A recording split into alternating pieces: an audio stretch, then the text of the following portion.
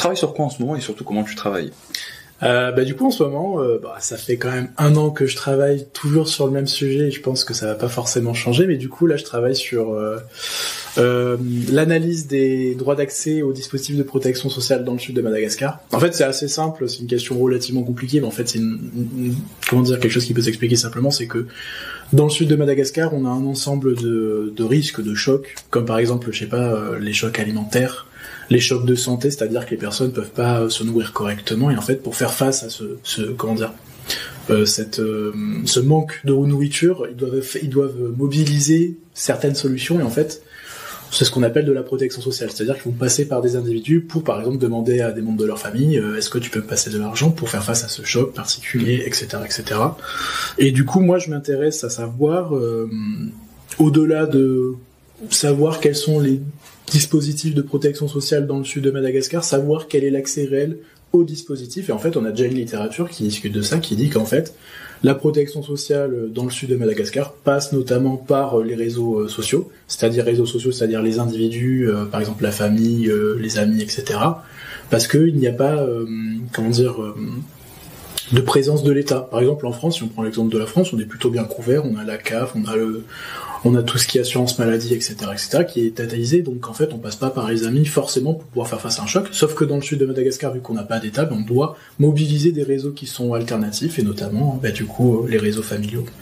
Et du coup, vis-à-vis de ça, on a une thèse, et une hypothèse, c'est de dire que, c'est une hypothèse aussi qui est amenée par de la littérature, c'est de dire que ces réseaux sont fabriqués et influencés par les normes sociales, et notamment les normes sociales locales, c'est-à-dire qu'on a des discriminations à l'intérieur du coup de l'accès réel au dispositif.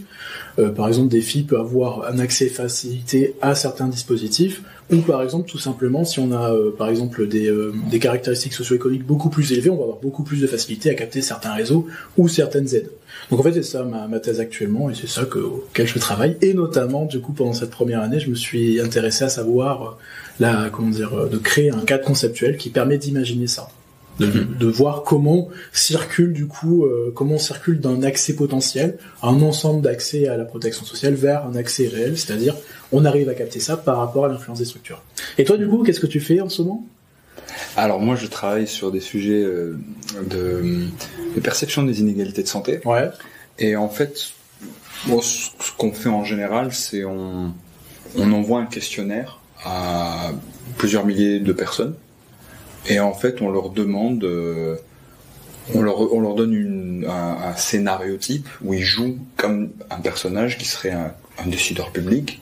Ouais. Et on leur demande de choisir la répartition de richesse optimale, la répartition de la richesse qu'ils préfèrent. Ok, et t'essayes de t'intéresser à quoi en fait avec ça ? Mais j'essaye de savoir en fait à quel point les gens choisissent de compenser, de protéger les plus vulnérables. Ouais.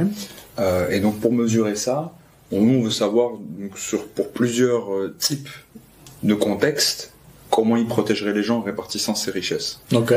Et donc ce qu'on fait, c'est qu'on fait ce que nous on appelle en économie, et ce qu'on fait aujourd'hui de façon assez récurrente, de l'économétrie. Donc on envoie ces contextes différents à plusieurs personnes. Okay. Et donc comme on envoie plein de contextes différents à plein de personnes et à plusieurs milliers de personnes, à la fin on compare les réponses à différents contextes et on regarde la différence entre elles.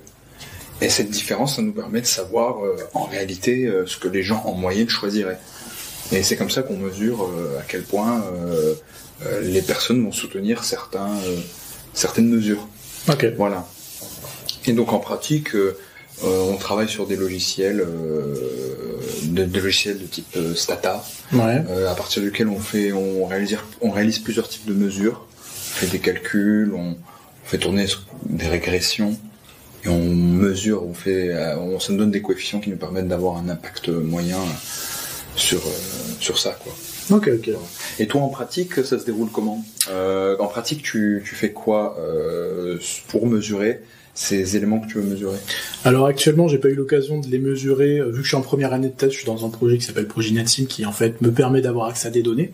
Les données, je devrais les avoir très bientôt, d'ici juillet 2025, mais pour l'instant, du coup, je me suis intéressé au cadre conceptuel, comment je vais mesurer ça.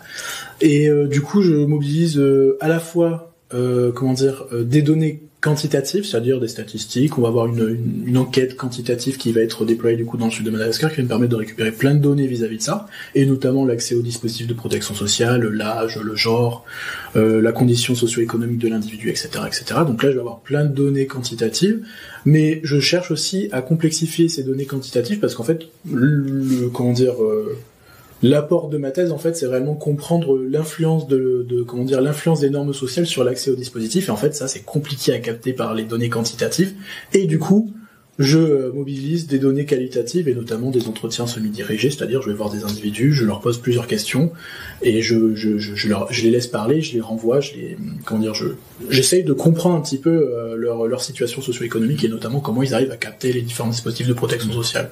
Donc ouais, c'est à la fois des données quantitatives et à la fois des données qualitatives. Merci Maxime pour ton temps, et ce que tu fais a l'air super intéressant, et j'espère pouvoir lire un de tes articles une fois publié. Merci Becca, c'est également la même chose de ton côté, c'est ultra intéressant.